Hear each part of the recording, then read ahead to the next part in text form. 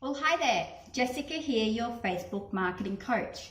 Now, a question I get asked by my clients all the time is, Jess, give it to me straight, is Facebook dying and should I move my business to other social media platforms?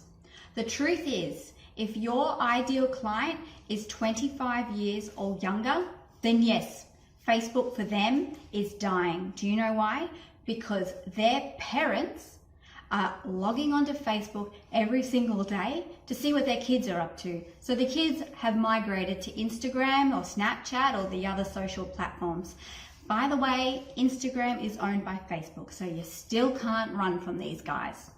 So the moral of the story is that as business owners, we need to know who our ideal client is, and we also need to know where they hang out so that we can hang out there as well.